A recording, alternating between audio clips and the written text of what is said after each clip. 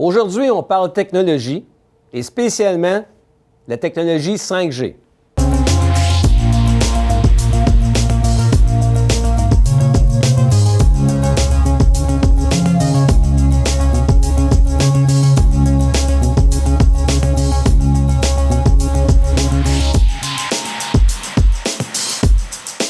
Bonjour à tous, bienvenue à cette capsule financière. Aujourd'hui, on va parler de technologie. On cherche des occasions dans lesquelles on voudrait investir, on cherche des secteurs d'activité, on cherche des entreprises. On parle techno, on parle d'opportunités aujourd'hui. C'est quoi le 5G? Écoutez, on parle de réseau de télécommunications. Le 5G, en fait, on ne parle pas de 5G, on parle des G tout simplement. On parle de génération de normes de téléphonie mobile. Plus on avance dans les générations, 1, 2, 3, 4, 5G, plus que les systèmes s'améliorent. Plus qu'ils deviennent vite, plus que les capacités de bande passante augmentent, plus qu'on peut les utiliser pour différentes applications, plus qu'il y a des applications qui vont nous permettre de tout être en ligne. Si on regarde un historique des générations, vous vous souvenez probablement de l'époque où on n'avait pas de téléphone cellulaire. Les téléphones cellulaires sont arrivés, je me souviens très bien, un téléphone cellulaire qui était vissé dans le fond de l'auto coûtait environ 2500 $. Il était dans l'auto tout simplement. Au fil du temps, les applications, les réseaux, en développant, les choses ont changé.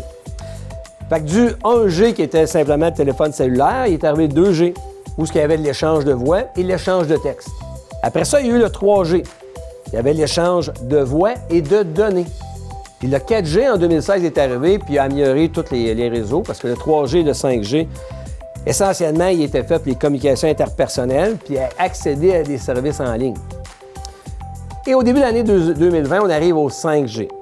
On nous promet qu'il va être 100 fois plus rapide que le 4G. Alors, encore une fois, on pourra augmenter notre utilisation des réseaux de communication encore plus. Le 5G, en fait, il devrait permettre de numériser toute la société et l'économie, de brancher beaucoup d'équipements qui ne sont pas branchés actuellement. Aujourd'hui, tout est intelligent. Les téléphones, c'est pas juste pour téléphoner, c'est aussi pour envoyer des textos, c'est pour se promener sur Internet, c'est pour faire nos transactions bancaires.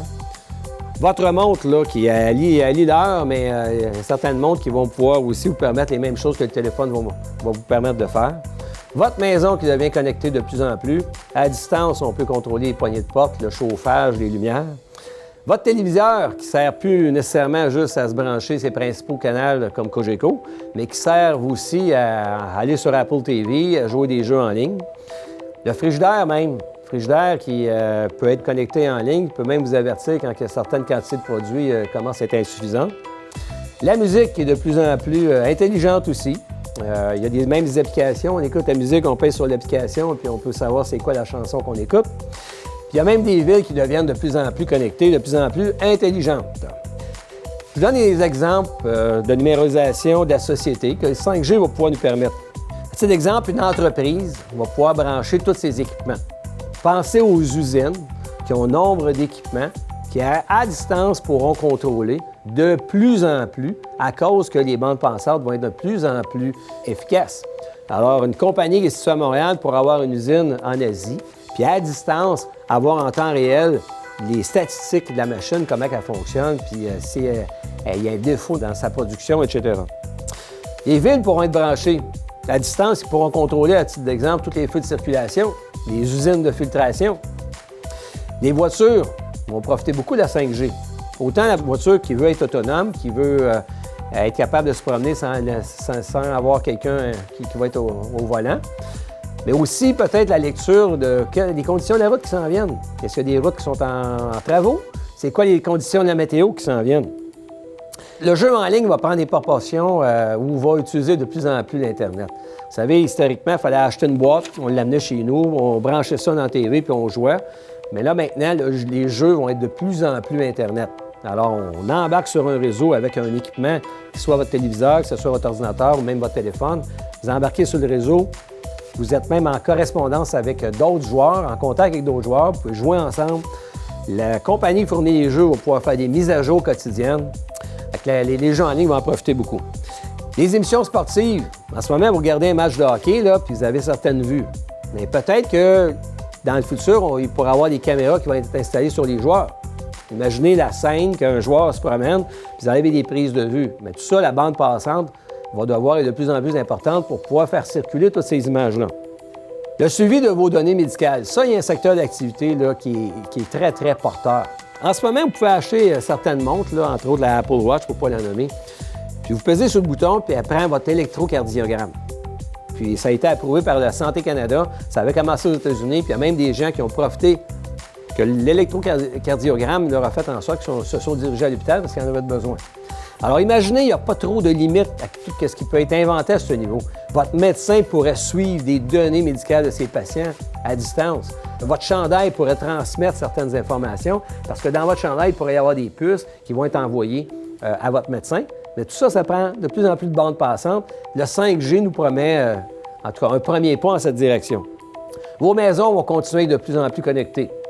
Vous arrivez à 100 mètres de votre maison, le système d'alarme a déclenché, la poignée de porte principale débarre, la lumière principale allume, la cafetière allume. Alors, le 5G va permettre de plus en plus de choses comme ça. Alors, pour nous, investisseurs, on cherche des opportunités, puis c'est sûr que dans le créneau des technologies, le secteur du 5G va en amener beaucoup. Pensez, par exemple, le renouvellement des téléphones. La plupart d'entre vous, vous avez des téléphones qui ne peuvent pas utiliser 5G.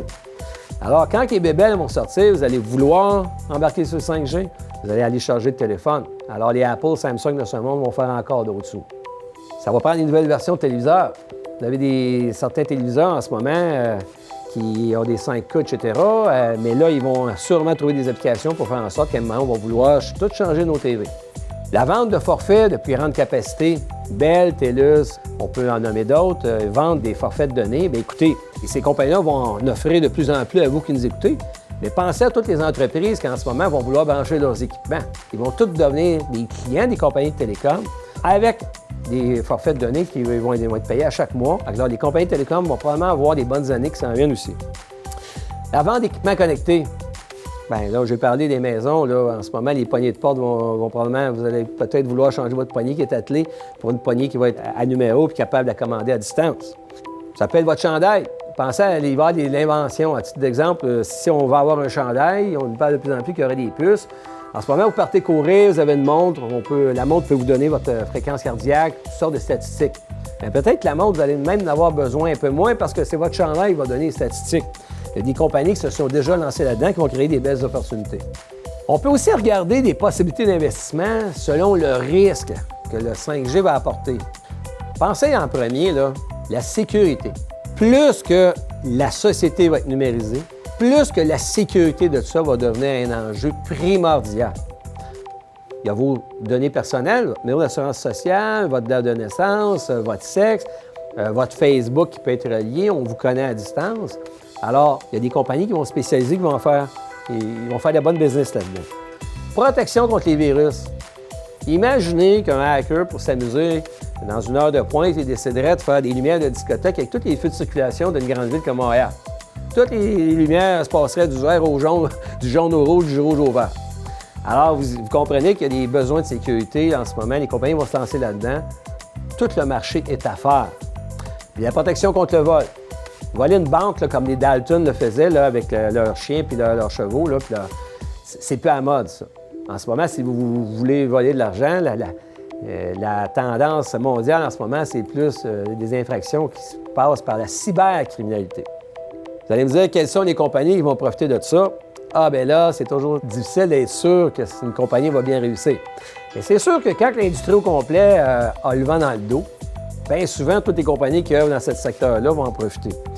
Je pense à des compagnies, comme j'ai nommé tantôt, les fournisseurs de télécom, là, Cogeco, Bell, TELUS. Je pense à des fournisseurs d'équipements, parce que l'Internet 5e génération, pas l'Internet, les réseaux de 5e génération, bien, il faut les installer.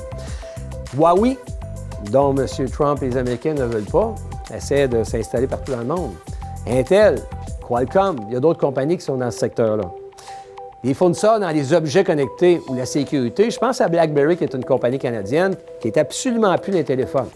Cette compagnie, en ce moment, a fait une acquisition aux États-Unis, Silence. Silence, qui est spécialisée dans les objets connectés, justement. Alors, ils vont œuvrer dans la sécurité. Ils ont aussi un logiciel qui contrôle les flottes de camions. Entre autres, je pense que c'est la compagnie du CN ou du CP qui vient de donner un contrat pour 2000 remorques de ces systèmes de BlackBerry qui va contrôler en distance. Il y a en ce moment 120 millions d'automobiles dans le monde qui sont contrôlés, le système électronique là-dedans, par le système QNX de BlackBerry. Puis, si j'ai bien lu, la Ville d'Ottawa a commencé à utiliser le système QNX de BlackBerry dans son réseau de flux de circulation. Est-ce que BlackBerry va réussir là-dedans? Je ne vous dis pas ça aujourd'hui, ce que je vous disais. Ce que je veux vous dire, c'est une compagnie à considérer. En bref, le monde des technologies, c'est un monde qui est constamment en développement. C'est un monde qui va nous amener encore beaucoup d'opportunités. Gardez l'œil ouvert, il y a des belles occasions d'investissement qui vont se créer encore dans le futur. Sur ce, à la prochaine!